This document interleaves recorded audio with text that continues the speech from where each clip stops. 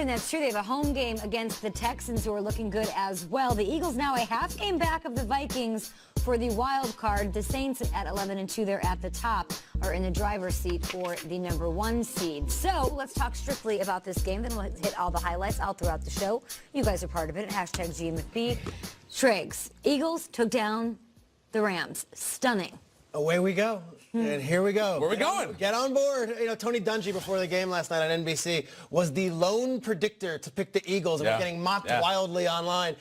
And I said, wait a second, Tony's a smart guy. Coach Dungy knows. And Nick Foles is a pretty good quarterback. I'll tell you what, the Eagles, we were in London when the Eagles beat the Jaguars, and I felt like there was something special with that win. Like, okay, they went on this long road trip, they're coming back, and then they fell on their faces the next week. And then they went down to New Orleans, and I came on the show, and I'm like, I think the Eagles might be able to find that magic, going to New Orleans, go in there and shock they lost 51-10. Last week, Cowboys, maybe finally, it took until week 15 to see the Eagles from last year, and it just so happens that Nick Foles is the quarterback. And I'll tell you what, it just so happens that Alshon Jeffrey played his best game of the year. It just so happened that Wendell Smallwood showed up. It just so happened that the defense was able to stop Todd Gurley, and it just so happened that the offensive line, which has been such a problem for the Eagles and so maligned, was able to neutralize Aaron Donald. I don't want to do the whole legacy talk with Carson Wentz, and I don't want to do what if and what now and what could have been. I don't care. It's week 16. The Eagles are alive, and they found their groove the same place they found it last year in Los Angeles. Is it too late? I don't think it's too late. Crazier things have happened, and they are believing. What a win for the Eagles. They're flying back right now. I know they're in the air. They're making that trip. And you better believe they've got the Texans this weekend. They think they can win. And I bet you the Eagles fan base, who was there in mass last night and showed up and showed out, believes the same exact thing. Fly, Eagles, fly. They're alive. What do you think, Nate?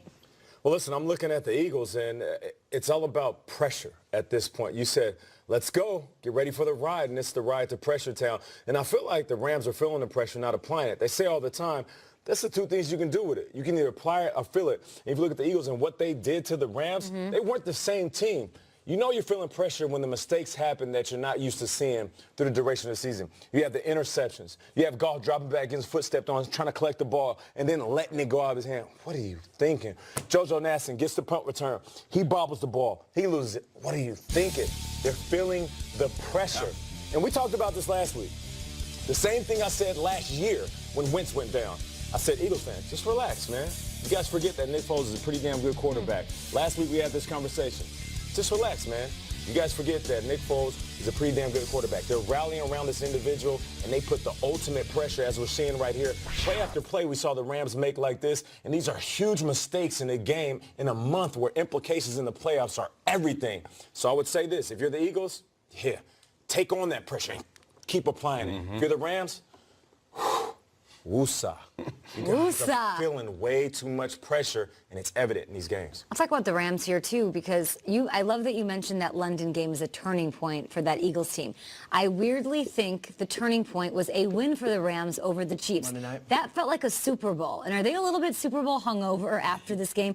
I don't want to be super critical of the Rams, and I do want to give credit to the Saints, to the Eagles. They very much so deserve it, especially those defensive backs, especially the fact that with Aqib Talib on the field, Alshon Jeffrey still went crazy. I was wrong about that. But I'm looking at Jared Goff. They have 6 interceptions over the last 2 games. 6 turnovers. That's more than Drew Brees has all season long. No touchdowns for Jared Goff in those moments. You're talking pressure in like the life sense. I'm talking all of a sudden their offensive line isn't doing what they were doing all season long. Stepping up. So now he's under pressure all of the time. Even in the win over the Lions, that was a bit of a struggle for the Rams to get. They didn't look great. So credit to the Eagles for these interceptions. Corey Graham, rookie Avonte Maddox doing his thing. And, you know, the answer is probably to run the ball a little bit more. You're looking at Gurley, 12 carries this week, 11 carries last week. Something's going on here, but the turnovers are the issue. Both teams struggled on third down. Did the Eagles play lights out football? Did they look absolutely amazing? No, it's the Rams turning the ball over 3 times again that handed them the loss here. We talk all the time about Juju and Mojo and team. The Rams don't have it right now. I don't think they haven't had it since the bye week. I don't know what the hell they did on that bye week, but it's been weird. They don't have it. As far as Philly, this team is crazy. This team, the guys on this team are just wild. You don't count them out. You don't believe in them. I remember last week we were talking about, well, Foles is back, and we're going to bring all the same people back and do it again. And I remember about 18 years ago, I was watching TV and I saw Dan Aykroyd in a suit and a string tie doing the Blues Brothers thing. He goes, "We're getting the band back together." I'm like, they're doing a Blues Brothers bleeping sequel? You got to be kidding me. Blues Brothers 2000. Unbelievable. John Goodman. This didn't feel like this. This for one night, it felt like The Dark Knight. It felt like T2. It felt like Empire Strikes Back. The Alshon thing is a huge eye test. He all of a sudden looks like an all-pro out there. Chris Long, I think, put it perfectly. He said, "This is us. Like we've been. This is our team. I wish it would have come sooner, but we finally found it."